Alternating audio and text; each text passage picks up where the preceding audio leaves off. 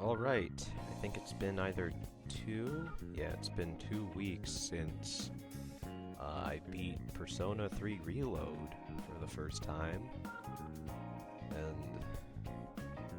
God, how do I even start this, man? Like, I don't know, I just wanted to, like, get my thoughts out about the game because I think it's my new favorite game of all time now. I just love it so much, which is, like, to put into some context how big of an achievement that is.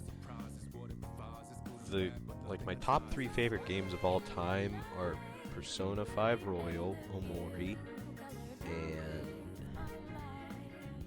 I think it was and then 13 Sentinels, Aegis Rim. And those are, like, all 3 of those are games that have, like, deeply impacted me and, like, changed me for the better and stuff. And then, like, the rest of the games in my top 10 list are, like, games that I love and hold dear but haven't, like, impacted me as much as those games do. So for P3 Reload to just come out of nowhere and, like, completely blow all 3 of those out of the water is just, I don't know, it's a really big thing for me. It might not be for you because you don't really know who I am or whatever, but yeah, it's just, I really didn't, I went into it thinking, oh, this might be my favorite game of all time now, and I mean, it's been 2 weeks, and I think it's gonna stay that way as, like, my favorite game of all time for a while, unless they butcher the answer or whatever. But even then, like, the journey I had with P3 is, like, definitely something I'm going to hold dear to me for the rest of my life. It's just such an impactful game with how it, like, deals with death and all of the characters that struggle with it and their whole character arcs and shit, and it's just so good, dude. It's so good.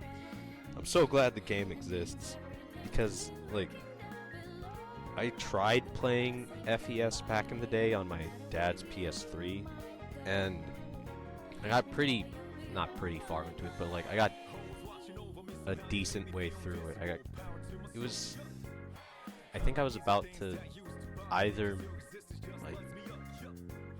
I either already did the Fuka boss, or I was just about to do the Fuka boss, but, like, the moon boss where Fuka finally joins the team. But, like, I played through it and I liked it, but I don't know, I was playing it at such a slow pace that I sort of gave up on it and thought, you know what, I'll just wait for, like, a remake to happen because, I mean, a lot of people want this to happen and it's been trending on Twitter a bunch and stuff. So, hopefully it'll come out at some point. And then, what was it, like, July or June of last year, it got leaked early on complete accident, and then at the Jeff Keighley's Summer Video Game Olympics or whatever, they revealed that P3 Reload was real. And it blew my socks off, and I couldn't wait for it to finally release. Because I wanted to, like, see the ending of that game for myself. Because I already got spoiled on it before, about how Makoto dies at the very end. And, like, the whole, like, he dies to save humanity or whatever. And I thought that was, like, that could be really impactful if I, like, knew the context of it and stuff, and, like, went through the whole journey with him and the rest of the gang, but I never finished that, so I thought, you know what, Reload will be the time I finally get to see this through the end, and whether or not, like, the ending will hold up for me or whatever. I don't know, but, like, before Reload came out, I knew what the ending was, like I said, with Makoto dying, and, like, it always, like, stuck out to me for some reason. Maybe it's because I've never, like, experienced death in my life, or whatever, but, like, seeing how, like, all of these people were so impacted by the sacrifice this dude made, and that, like, every year on March 5th, like, on Twitter, people would, like, send a bunch of tweets saying, like, rest in peace, you changed my life, and then they'll put, like, the Igus speech or whatever. Like, that stuff always intrigued me because I didn't finish the game, so I didn't know like the context for all of that stuff. But I knew that it would be like emotional enough. I mean, not emotional enough, but like impactful enough to whenever I finally got around to like playing it. I don't know where I'm going with this. Anyway, the game came out like last month, and it was just, God, I did nothing but play Reload for that entire month, and I don't regret it at all. Yeah, just the whole game was just freaking perfect for me.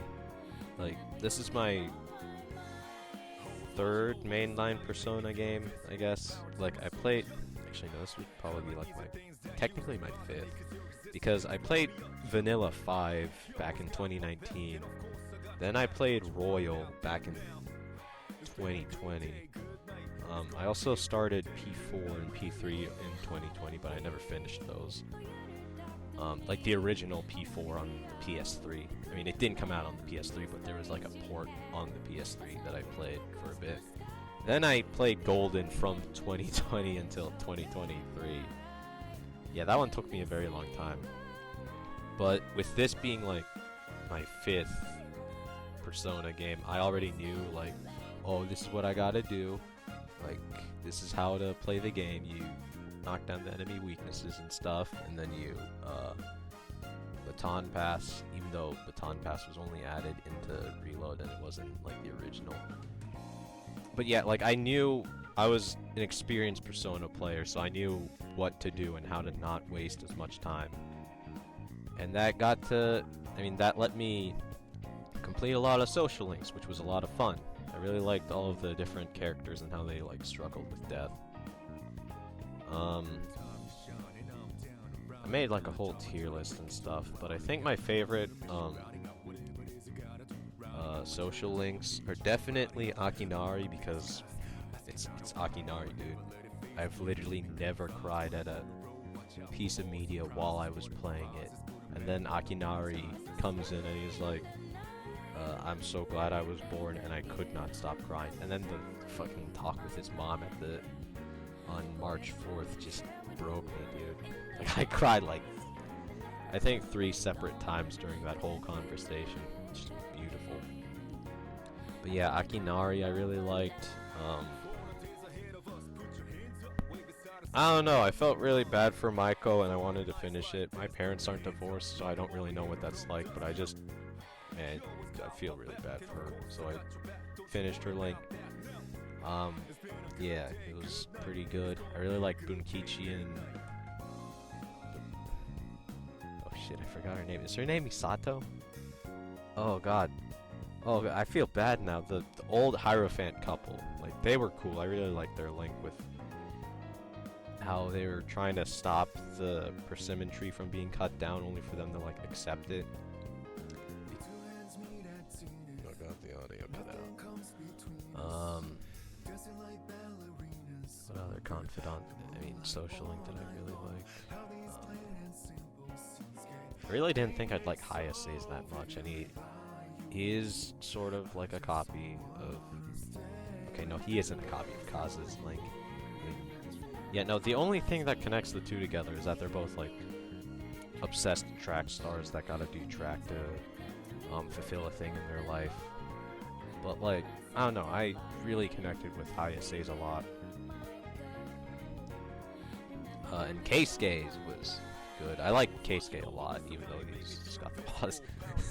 Nah, I don't know what I'm saying, but it was just funny that, oh, Alta's got the Waz memes. But yeah, Keisuke's story about him wanting to be an artist, but having a talent for being a doctor was, I don't know, I connected with that a lot. Those were the only ones I thought of off the top of my head that weren't, like, party members. But yeah, like, the social links were really good. I liked them a lot. Oh my god, and Maya's social link was so funny, dude, because I have a cousin that, like, texts the same way that Maya does, and it's just really funny, because it reminded me of him a lot. But, yeah, like, the main cast of P3, like, C's, I would say they're man, it feels like blasphemy saying this, but because like you have the investigation team and they're all like really well written and stuff, and they have just such a close dynamic. But then you also have like the Phantom Thieves, and they're cool too, and they have some of my all-time favorite characters in them with Sumi and Akechi, and like Ryuji and Yusuke too. But like, I don't know. I sort of gave each Persona party member a ranking. I mean, rating based off of how much I thought they were good, and like, C's had a like an unbelievable score. It was like, I think it was like a 12 out of, I mean, 112 out of, no, it was like 120 out of 100.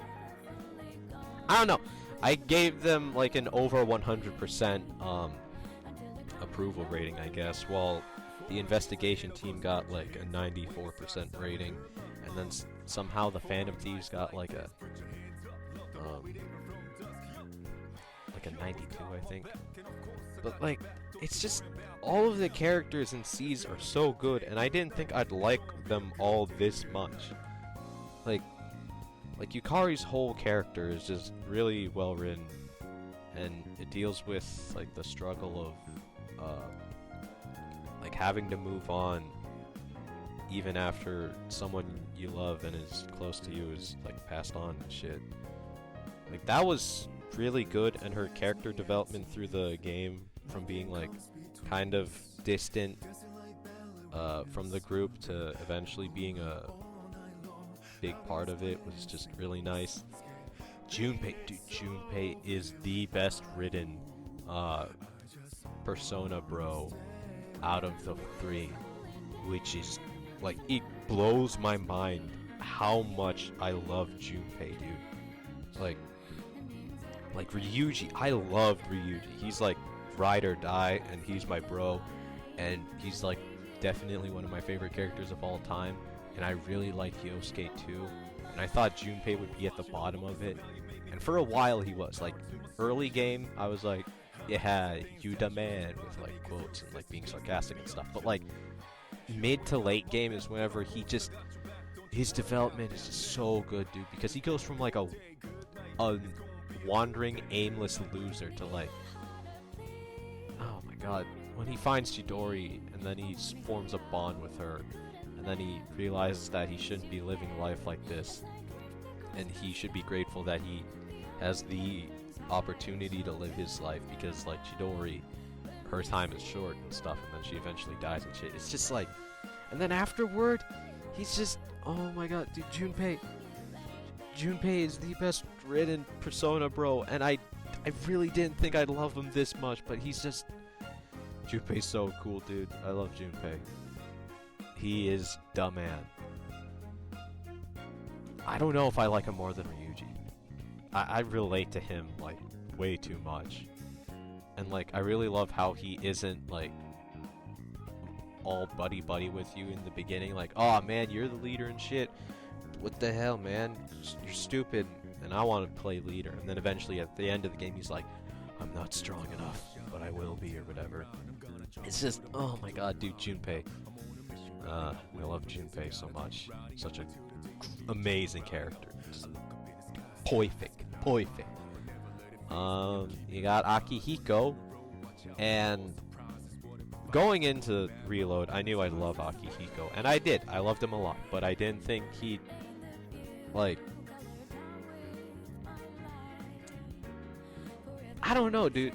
Like, Junpei and Shinji, and even Ken, somehow, all surprised me a lot more than Akihiko, which is, like, crazy to say, because, like, Akihiko has, like, one of the best resolutions in, like, all of Persona whenever he, like, accepts, I mean, he's, like, grieving over Shinji, and, like, that whole sequence is just a real tearjerker.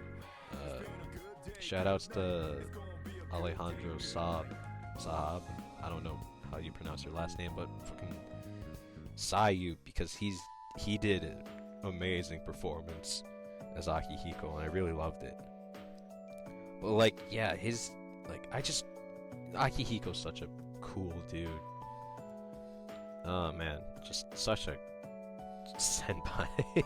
Like the reliable older brother figure you can always count on and look up to. And even though he's kind of like crazy about training and working out and shit, you know you can always like count on him in like a fight. Or like whenever you have like problems and shit. And he's just, I really like Akihiko a lot. But yeah, the thing that surprised me the most was that I think I liked Shinji slightly more. Because like, dude, I went into Reload knowing that he was gonna die, and I was like, okay, I'm not gonna get too attached. But the way he's just like, he has such this, I don't know how to describe it apart from gap moe, which is stupid because I know there's like an actual term for it, but like, I can, like, the only definition, I mean, the only word that I have for it on my mind right now is gap moe, but like, he's just, like, he puts up this cool as shit, badass persona, and then afterward, like, in secret, you'll see him taking care of Koromaru, and it's just really sweet. And like, oh my god, I really liked his linked episodes. They were just a lot of, not fun, I mean, they were fun, but they really helped me dive into his character and stuff, and it's just, God, and he's such a really good party member too. Like, he's all physical moves, and then Bloody Charge is really cool too. But he was the crit god before he died, and then Junpei took his place. But like, dude, Shinji was just such a badass in game, like in the party. And it's just, oh my god. And the way he, like, I wasn't spoiled on the truth between him and Ken, and how, like, the reason why he wants to suppress his persona and shit is because he killed Ken's mom, and then he feels so regretful for it, even to present day, and then he was, like, ready to die at the hands of Ken to, like, finally, put everything to rest and stuff. Like, that shit broke me. And then afterward, he gets fucking shot by Takaya. But then he, like, sacrifices himself to save Ken, and it's just like, oh my god, dude. I don't think I cried at Shinji's death, but it was really sad. And god, Shinji's so cool. I went out of order. I was supposed to talk about Mitsuru next. Oh god. Mitsuru, yeah. Oh boy.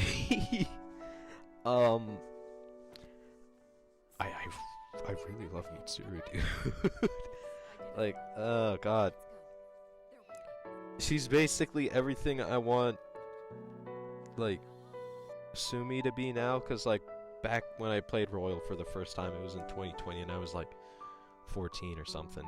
And, like, I really fell in love with Sumi, and I ended up, like, adopting that sort of, oh, I like, upperclassmen, nice and stuff, and, oh, admiration of people who are, better, I mean, not better, but, like, older than me, I guess. I don't know, like, basically, like,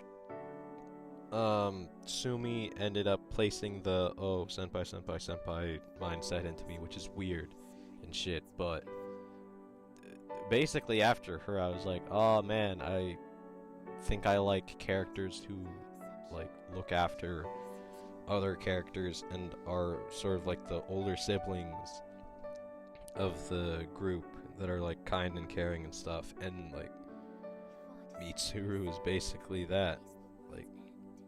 Like, I don't want to say that Sumi's my waifu because I'm technically an adult now, and it'd be weird to say, like, oh yeah, my waifu's a 15-year-old. That sounds weird.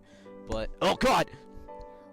But yeah, like, everything that I wanted Sumi to be is what Mitsuru is, and, like, the only thing that's, like, the only thing I would change about Mitsuru is if she had glasses. That would, oh my god, dude. I'm thirsting for PNG. But yeah, like, Mitsuru is just the reliable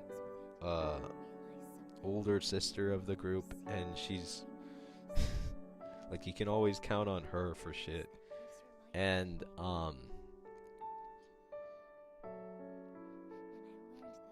I just really like Mitsuru a lot.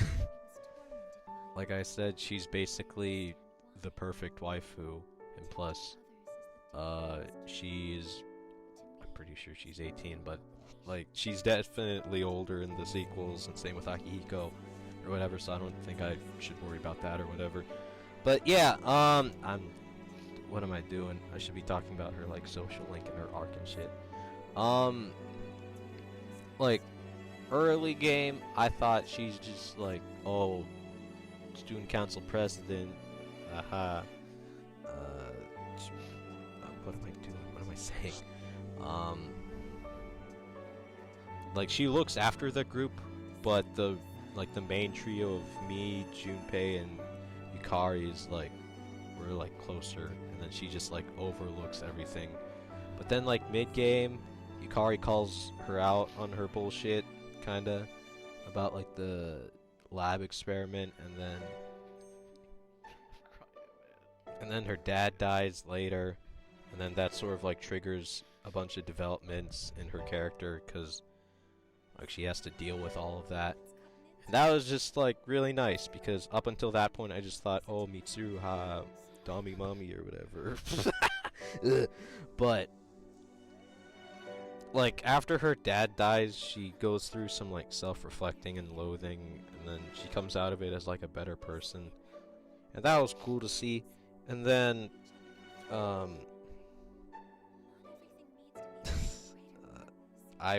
dude, I spent so much time maxing out my academics so I could talk to Mitsuru, cause like I really wanted to romance her. What am I doing, dude? She's just, I really like Mitsuru a lot. Her social link was funny, cause like you spend all that time maxing out your stats, and then if you're like me, you always do 100% on like all the tests and stuff to impress her and get the bonus item and shit. But then like her link is just like, how do you eat burger? What is this ramen place? Oh wow, so this is what you're supposed to do. And it's just like the first couple of links are about just eating out and learning how to be a normal person. It's just really funny. And then like the middle part is cool, with her being like, yeah, sometimes I wish I could just run away from all of my responsibilities and stuff, and I wish I didn't have to do all this shit. And then like the whole thing with her fiance happens, and she's like, yeah, stupid bitch, I like Makoto more, and I love him and stuff. And it's that part was funny as shit, cause she just blurted that out of nowhere, and then immediately afterwards she ran away. Like, I didn't see that coming, but it was funny. But yeah, like, just I really like Mitsuru, dude. Oh god, I don't know where I'm going with this. Yeah, I'll just move on, I guess. Fuka. I really didn't think I'd like Fuka this much. Like when I started playing, I thought, okay, Fuka's Fither's girl, like Fither really likes Fuka, and like I can see why, but I don't think I'm gonna like her that much. But dude, Susie Young, I think that's how you pronounce her name. But, like, her voice actor just did such a good job, and it made me really like Fuka a lot more. I didn't find her voice like nails on a chalkboard, which was nice. And she's just, I did her whole link. I liked it. She learns how to cook and accept the nerdy side of her or whatever. I don't really remember, but I just remember really liking it and thinking, oh man, dude, I don't want to cheat, but I really like Fuka a lot. I wish I could romance her and stuff, but I'm devoting this playthrough to either Mitsuru or Aigis. I went with Mitsuru. I'm gonna do Aigis on New Game Plus for like the canon romance or whatever. But yeah, just Fuka's good, really good. I liked her a lot. I didn't think I would like her that much. And her whole relationship with Natsuki and her character development from her was really nice. And she might be the only character that doesn't really like go through a death. Like, I don't really remember, but like everybody else has a character in their life that dies. Like Yukari has her dad, Junpei has Chidori, Akihiko has his sister and Shinji, which is really tragic. Mitsuru has her father. Aigis, I guess technically Aigis would have Makoto at the end, but Ken has his mom and Shinji, and then Koromaru has his master.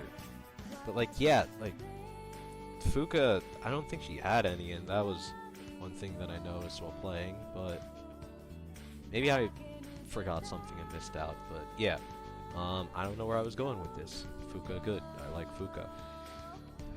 The enemy! Lemon. Oh god, what did I say? I'm gonna go to Ken next, because I'll save Aigis for last. Even though I don't think I have much concrete thoughts on her. I really love Ken. Like, I didn't think I'd like him this much. Like, I mean, yeah, no, early when he was first introduced, I thought, ooh, what's this dumb kid doing joining C's? And then I really warmed up to him after a while, and then eventually, after 10-4, it's just like, holy shit, man. This character. Like he puts up this facade of, oh yeah, I'm just happy-go-lucky kid, but also trying to be like mature and shit to fit in with like all you cool older kids. But he's still a kid at heart and likes Featherman and like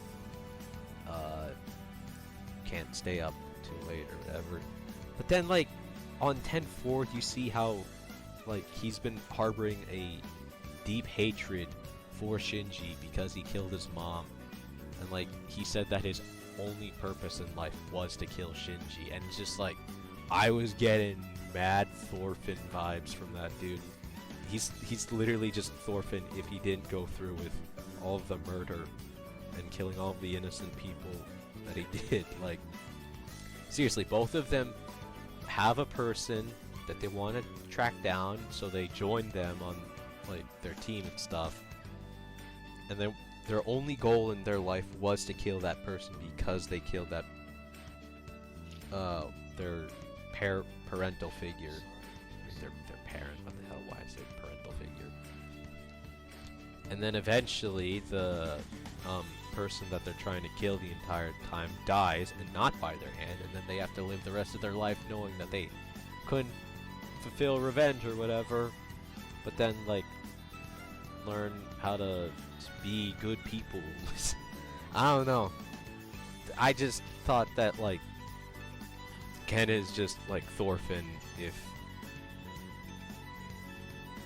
he didn't have a farmland saga arc and had like people in his life immediately to help him out and take care of him or whatever. He's also like a parallel to Kechi in that way too, except Kechi's more stupid with his whole plan. But yeah, like after 10-4 I really liked Ken a lot. Like I didn't think I would, I just thought, oh, he'd be the dumb kid of the group. But his linked episodes were cool with how he wants to like duel you and shit. Like, I really liked it. And his whole character about like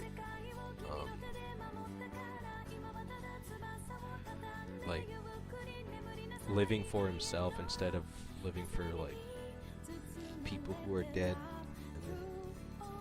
and not for revenge and stuff was also cool. And yeah, I'm gonna make like a actual video on p3 at some point where I have my thoughts down instead of me rambling in a closet, like, and I have my thoughts scripted and stuff, but for now I'm just gonna like talk random shit because Reload meant a lot to me. Koromaru, dude, he's such a good boy, dude. Koromaru, oh my god, Koro-chan. How did they give him like character and shit? He's a dog. He's literally a dog. What the heck? Like,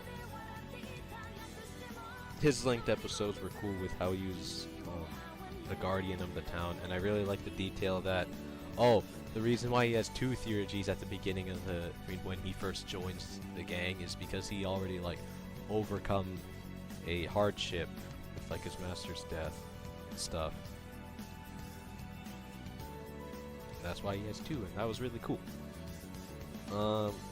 Yeah, I'll say like more about him another time, but yeah, Koromaru, good boy. He's such a good dog. And then Aigis.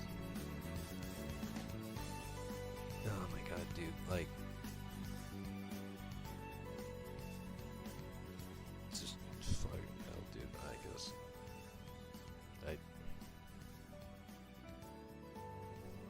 I really loved Aigis.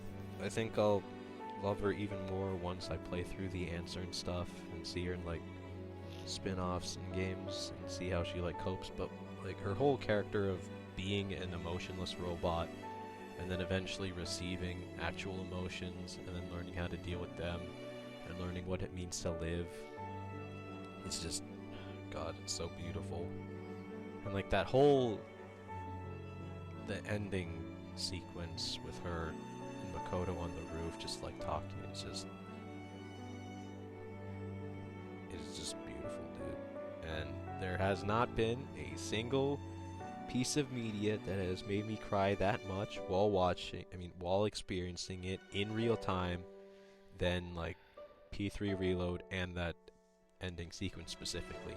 Like, I cried during Ai's death, but that was only for like a little bit. With Aigis' whole speech, I was like on and off crying throughout the entire thing, and it's just so touching. And just, oh my god, dude. Like, I have a lot of thoughts on Aigis, but this video's going on for too long, and I should probably finish this up. But yeah, Aigis, really good. I love Aigis. And I think I'll love her even more with spin-off materials. And I know that she's like one of Persona's best written characters. But yeah, I'll see whenever I get to that. Yeah.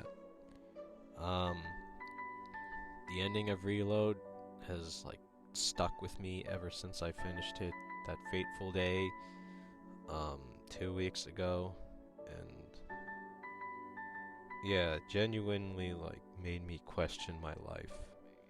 But more about that another time. If you enjoyed me rambling, please like and subscribe. That would be really cool. I'm just gonna like throw this on top of like gameplay footage or whatever. I don't feel like editing the audio. Yeah. Please subscribe and watch and share and comment or whatever. Yeah, I'm gonna try making better videos soon. But for now, I'll see you on the flip side. Take care of yourself, and I hope you have a happy birthday. Yeah, peace.